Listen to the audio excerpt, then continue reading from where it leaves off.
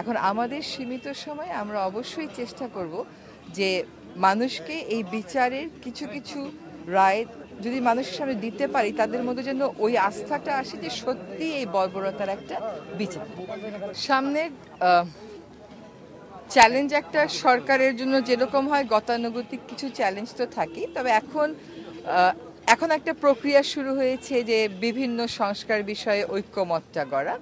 সেটা অবশ্যই একটা প্রসেসের ভিতর যেতে হবে। ওটাকে চ্যালেঞ্জ বলেন আর না বলেন, একটা প্রসেস তো বটেই। হ্যাঁ, ওইটাতে সবাইকে নিয়ে একসাথে এগিয়ে যাওয়াটা হচ্ছে একটা বড় জায়গা আমাদের জন্য আমি মনে করি। আরেকটা হচ্ছে যে নির্বাচনটা সুষ্ঠুভাবে করে দেওয়া, জনগণের প্রত্যাশা পূরণ করা।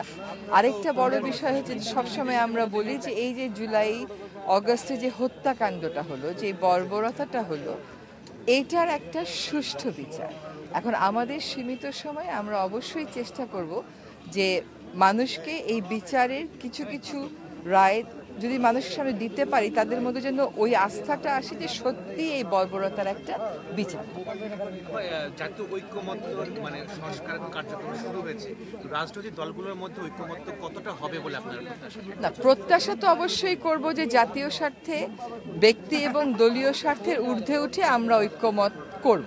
কিন্তু এক একজন মানুষ তো এক একটা বিষয় এক একভাবে দেখে, দৃষ্টিভঙ্গি এক একভাবে আনে। তো সেই দৃষ্টিভঙ্গির যে তফাৎগুলো আছে সেগুলোকে কমিয়ে কমিয়ে একটা জায়গায় নিয়ে আসা, সেটা একটু সময় লাগবে, একটা প্রক্রিয়ার ব্যাপার। সেখানে নিশ্চয়ই তারা সব কিছুর ঊর্ধ্বে উঠে জাতীয় স্বার্থকেই প্রাধান্য দেবেন, এবং তারা তো আরও অনেক বেশি অভিজ্ঞ আমাদের অনেকের চাইতে, তাই না? ফলে আমি মনে করি যে জনগণকে আস্থায় যদি আনতে হয়, তাহলে যে সংস্কারগুলোর দাবি জনগণের থেকে উঠে সেগুলোর ক্ষেত্রে ঐক্যমতে না পৌঁছানোর কোনো সুযোগ নেই। Thank you.